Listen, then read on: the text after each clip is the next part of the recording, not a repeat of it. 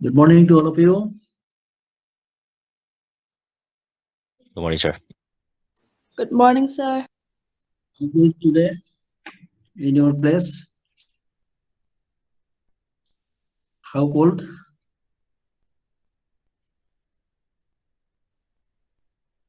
Ah, Quite cold. okay. Okay. We were discussing regarding how to design a beam.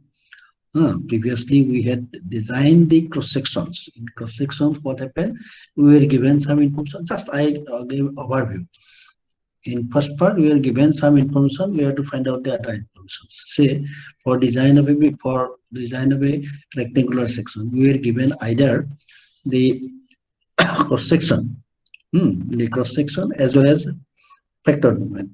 We have to find out amount of steel required. And when we are going to find out the amount of steel required, whether it is single reinforced, we will have to see. And if it is not sufficient with single reinforced, then we will have to go to double reinforced. So those things we had learned. So here in this chapter, we will have to apply all the things. We'll be given only the length of the beam and the external load that may come. The external load that may come. So from these informations, we have to design it. So in last class, we had discussed it. And everything is in your IS 46.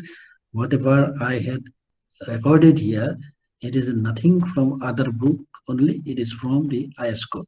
Only thing that probably I had not mentioned. Yes, I mentioned the clauses for your simplicity. The thing that you just do not try to remember this class, this note, because these things you will be required in your whole life if you want to be a design engineer. So try to practice. That's why I had mentioned the clauses in each things, so that you will be able to find out in your IS 46 code very easily. And after getting easily, you should try to utilize frequently. Then you will be able to remember automatically. Okay. Now see here how we will be required to start. Basically, we'll start from this clause, from control of deflection. A beam may chafe. A beam may chafe with bending moment as well as shear force, but it may not safe or may not comfortable. From that point of view, we have to check. That means if there is excessive deflection, under that situation also the beam may not collapse, but you will get difficulty for use of this for various causes. Firstly, you will get very much discomfort when you are utilizing this. You will get discomfort to utilize your utensils, domestic things, tables, etc. If beam deflects, means slab will also deflect. So there will be depression. So it will be difficult to utilize this space for using the equipments. Okay. So for that, the IS code, any country, give some restriction, or in a back way, using some limit. If we start our problem, then finally we will be able to say that permissible deflection is attained. Okay. So for this, I see these curves are, I just reprinted from the IS 46 for your reference. Normally, when I do the class in classroom, these things I normally do not pin. I just mention in the code. So since it is in the link, so I cannot show the book. So that's why I just reprinted here. Okay. So this is for, this curve is for value of K1. I told yesterday also. Basis we had already said that find out the amount of steel. So you can find out the percentage of steel, area of steel divided by small width of the member,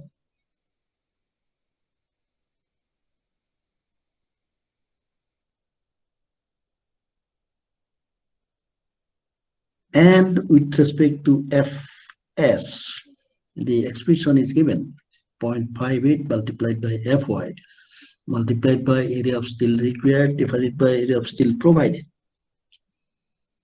From this, we'll be able to find out Fs. Now, in this curve, there are 5 curves. There are 5 curves. If there are the values are not exactly this, we can interpolate with respect to this. Now, from this Fs and from this percentage, we can find out the modification factor from this. So, taking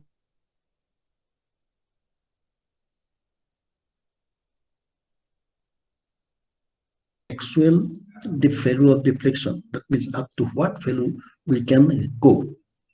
Up to what value of deflection, that means up to what value of L by D ratio we can go. That we can find out. Okay.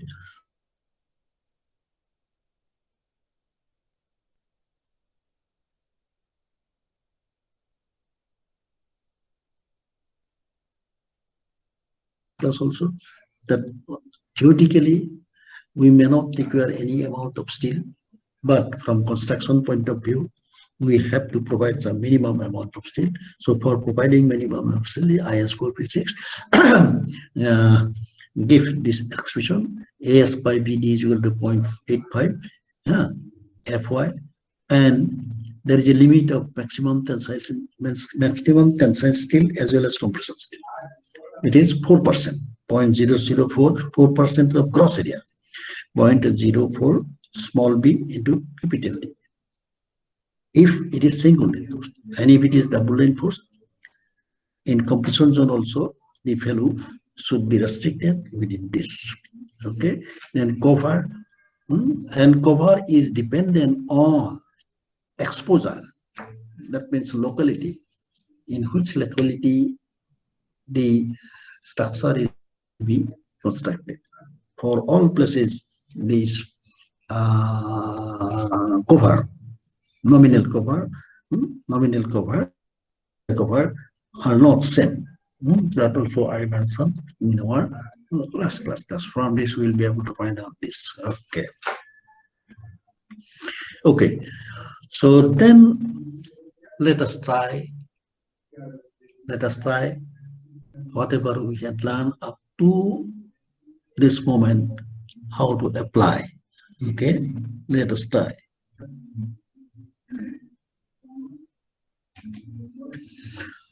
See, we want to solve a problem.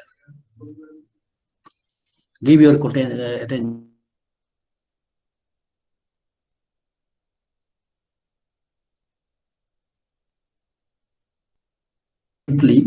on 300 millimeter support at both ends.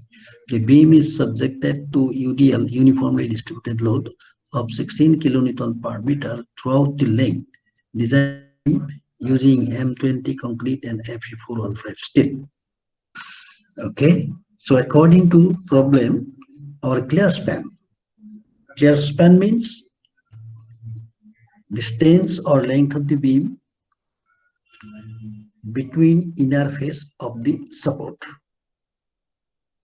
The support may be load bearing wall, which is normally not in our zone. In our zone, northeastern zone, all of you are from northeastern. I don't think anybody from outside northeastern. The load bearing wall conception is not there, or frame conception is there, so it is column. So clear support means length between inner face of the column. So as per given the small l, I am writing small l is equal to clear span is equal to 6 meter, that I transferred to millimeter. Then C, width of the support, it is given 300 millimeter. Okay. Now, let width of the beam. Any process you can go. We can start from here itself. This step we can skip. Let L by D We can start from here. Okay.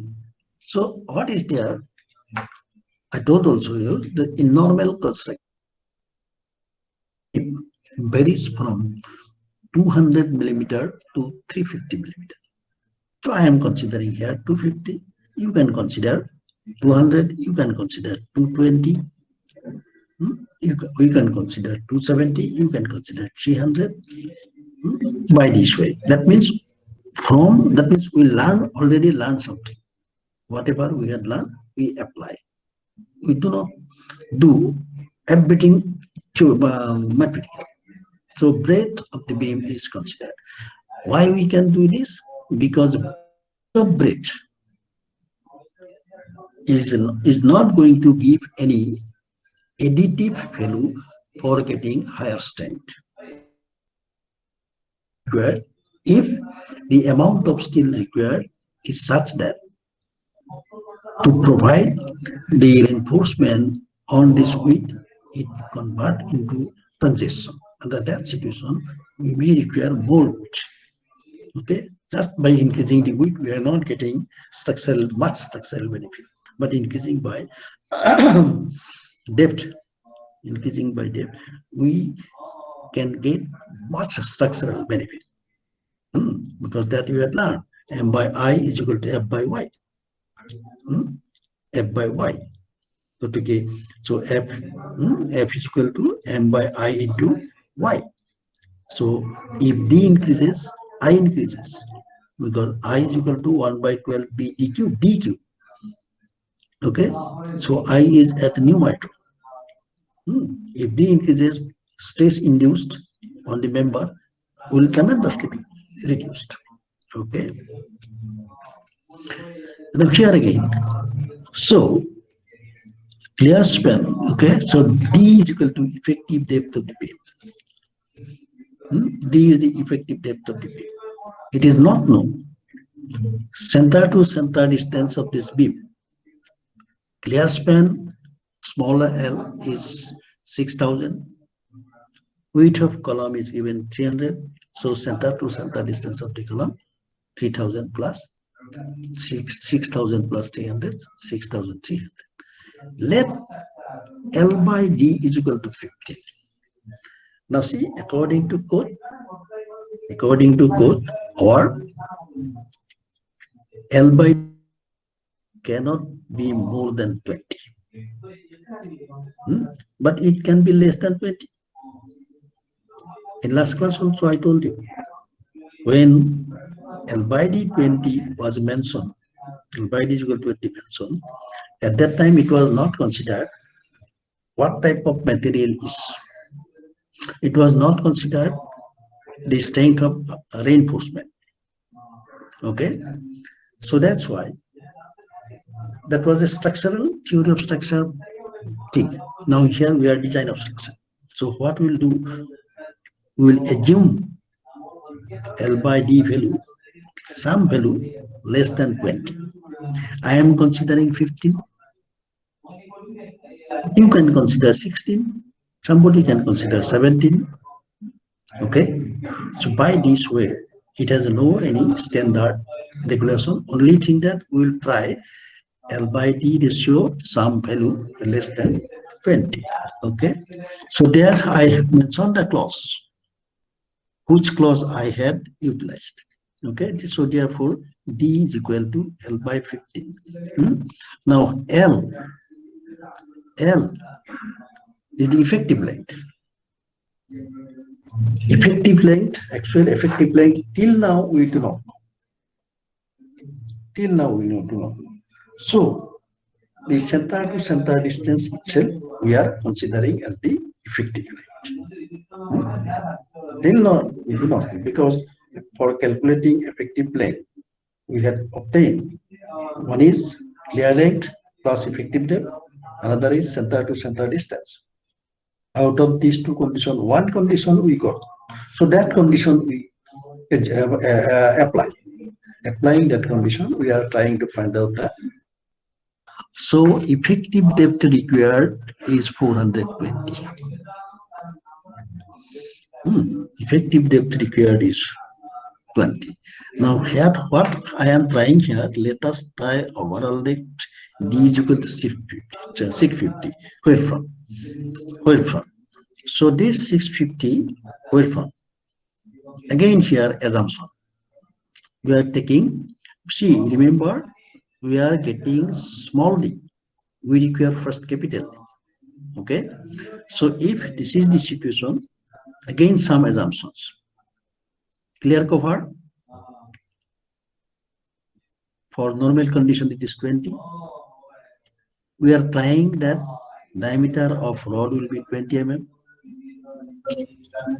You can consider, you can assume 16 mm also. Okay, then diameter of stirrup, I am considering 8 mm. I told you the diameter of stirrup varies from 6 mm to 12 mm in a normal condition. Again, in normal condition, it is 8 mm. So this. So if overall depth is 650, then what will be the value of effective depth? Therefore, effective depth available D is equal to 650 minus clear cover 20 minus diameter of stirrup minus half the diameter of the main stick. So 612. Okay, let us try. On feasible observation, it is observed that we, from theoretical point of view, we require effective depth 420, but we are providing 612. We have to, this there is difference. This difference, why this difference? We have to establish. We will be able to establish. Okay. Now we got some information.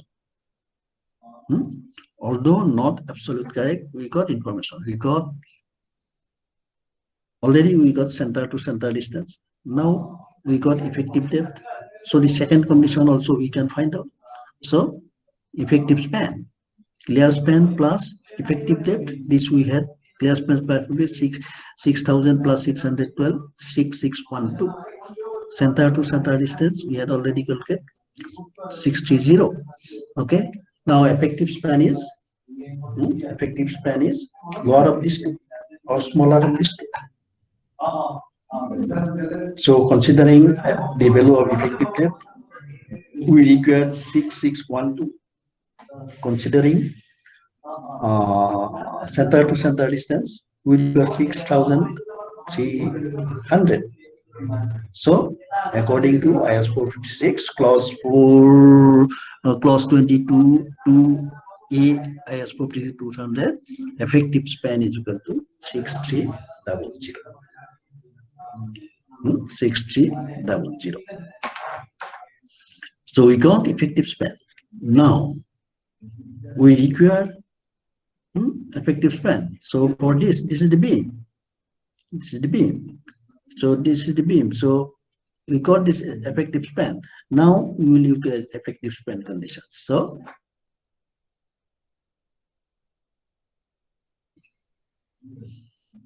self height of the beam. Self height of the beam is cross sectional area multiplied by unit weight of the concrete. Unit weight of the concrete is 25 RCC. For plain concrete, it is 20. For RCC, it is a 25. Okay, so here you see cross-sectional area. Our breadth was 0.25, depth was 650. So 0.25 into 0.65 into 25 is equal to 4.0625. Superimposed load, it is given. Superimposed load, it is given. Uniformly distributed load, 16 kilonewton per meter. So 16 kilonewton per meter. So total load 20.0625 kilo. It is uniformly distributed load and it is acting on a simply supported beam of span 6.3 meter. So you can find out the maximum bending moment, W L square by 8. So we got W is this 6.3 divided, so 99.54 kilonewton meter. So this is working load. Then we will have to find out the factor load. So we'll have to multiply it by partial safety factor. The value of partial safety factor is 1.5. Not necessary to remember. This value is available in your IS 456. I cannot give you page number here at this moment. So factored moment, we got it. Okay, now you go back to our first, fifth or sixth class. We have factored moment, we have effective section. We have factored moment, we have effective section. Factored moment is 149.3 kilonewton meter. Effective section is 250 by effective section is 250 by 612. Our next step is to find out amount of steel. So for getting amount of steel, we have to find out the actual neutral axis depth and critical neutral axis. And for getting actual neutral axis depth as well as neutral axis depth, we are to know which grade of concrete and which grade of steel will be utilized. So here in our problem, it is given that M20 concrete and Fe415 steel is going to be utilized. Okay, so if that is the situation, now for Fe4 M20 Fe415, the critical neutral axis, this expression XU maximum is equal to 0.48 times D. This expression is also available in your IS 46. If at all you cannot remember, but to remember it is not difficult. Okay, so we got that actual neutral critical neutral axis depth is 294. That means critical neutral axis is at a depth of 294 millimeter from extreme compression surface, the upper surface. Now, what is the actual neutral axis? Here I first calculated the actual neutral axis depth factor, XU by D. So this expression we had deduced. There are some other process also. So if you go for that process, you will get a simultaneous equation. So this expression was obtained utilizing that simultaneous equation, and after that we got a linear equation. So XU by D is equal to 1.2 minus bracket 1.2 square minus 6.69 mu divided by FCKPD square. Okay, so putting this value, we had obtained XU by D is equal to 0.25. Therefore, XU is equal to 153. XU maximum was 294. XU is 153. That means actual neutral axis depth is at higher level. With respect to critical neutral axis. What this indicates now? This require what this indicates. We require XU whether the section is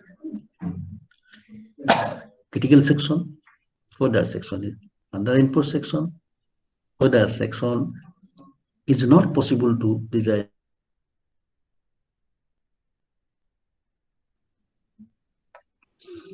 Now, when critical neutral axis and actual the section is a critical section or balanced section. The section is balanced section. That means stress in steel attains the limiting value. A stress in concrete also attains the limiting value. If you increase the load, stress in both the cases will increase. Okay. If neutral axis, actual neutral axis is less than actual one, That means stays in concrete, not attains the limiting value. Stays, it is not attaining the, that means there is still some strength of steel, but in steel, the steel is not having strength to resist any stress. Any stress. That means amount of steel required is less than whatever actually required. So that's why what is done? Since XU is less than XU maximum, therefore the section can be designed as under reinforced section. The section can be designed as under reinforced section. We have to design the section under reinforced. Again, in under reinforced, whether it is single reinforced or double reinforced. Okay.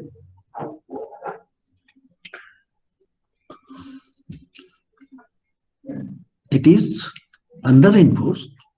It is under reinforced as well as single reinforced. As well as single reinforced. We do not require to design the section for amount of steel and compression zone. Okay. So now the expressions that we have the expression moment of resistance is equal to factor moment. Moment of resistance with respect or moment of resistance with respect to steel. Since we require steel, we will require the expression for moment of resistance with respect to steel. So this is 0.87 FYAST. It is the total tension in tensile steel multiplied by lever arm. Lever arm is equal to effective depth minus line of action of total compression from extreme compression surface. This expression we have deduced. So 0.87 FYAST D minus 0.42 X is equal to MU. Put the value here. 0.87 FY is 415. AST D is 612. Then 0.42 XU is 140T is equal to this. So we declare AST is equal to 755. We declare 755 mm steel. Now we'll have to check it. Whether it is more than minimum amount of steel required, whether it is less than maximum permissible amount of steel required. Okay. So AST minimum 0.85 PD by FY. This according to this. So is 330. That means minimum amount steel 313 millimeter is sufficient. But we require 755. So it passes. Then maximum is 0.04 PD. Here is notation having some mistake.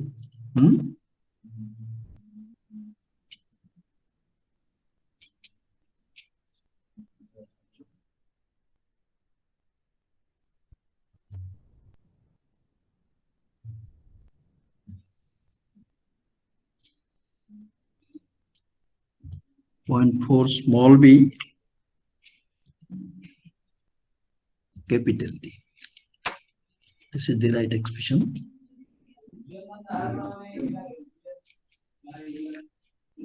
This is the right expression. The previous expression written was a mistake.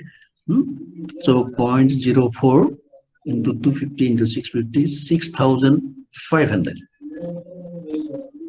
So we require 750 is far below the maximum required. Okay. So what we are doing here, directly I am writing, therefore 4 numbers 16th or 800 is sufficient. Let us try to curtail it. Is let us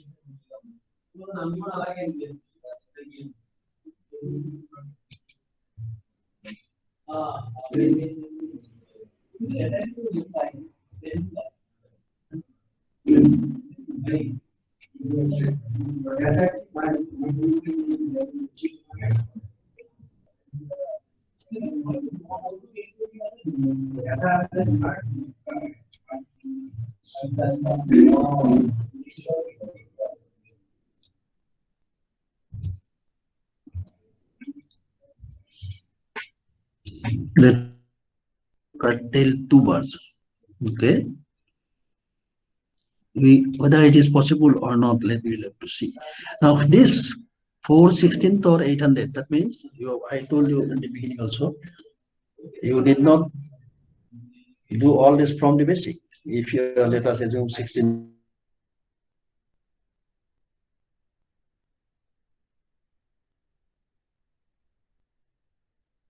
these results. Cross-sectional area of 6 millimeter, 28 millimeter square, 8 millimeter diameter, 56 millimeter square, 10 millimeter diameter, 0.5 millimeter square, 12 millimeter, 113 millimeter square, 16 millimeter, 200 millimeter square, 20 millimeters, 314 millimeter square, 25 millimeter, 492 millimeter square. Try to remember this. In that case, you'll be able to save the time. Okay. So let us try to curtail 2 bars. We don't know where we are going to curtail it. So again, go back to our fifth or sixth class. By utilizing 2 bars, what will be the resisting capacity? What is the so moment resisted by 2 bars MUR is equal to 0.87 FYSTD. Okay, 0.87.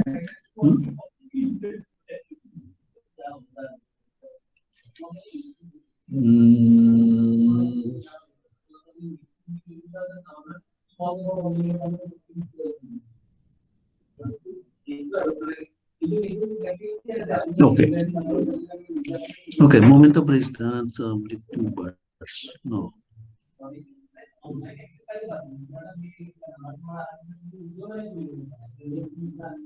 Here some mistake. Moment of resistance of this section.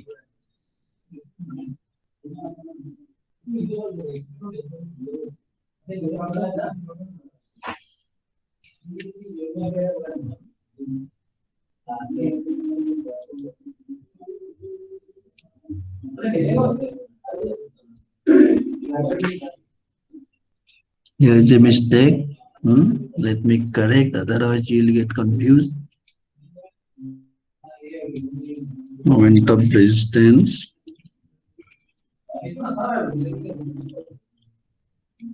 of B, C, D.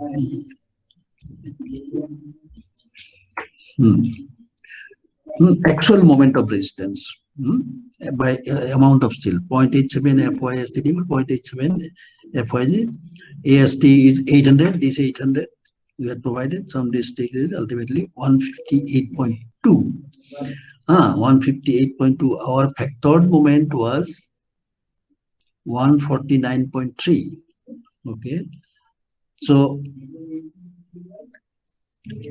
here we have to write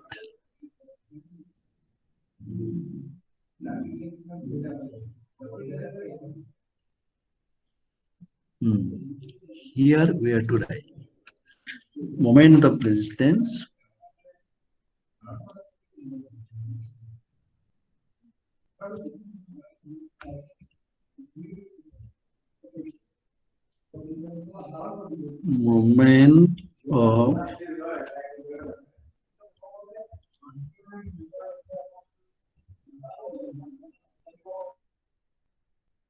moment of resistance of the section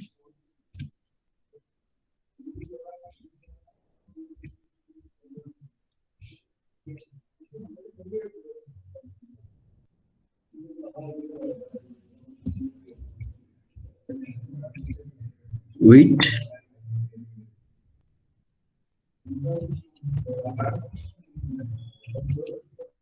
with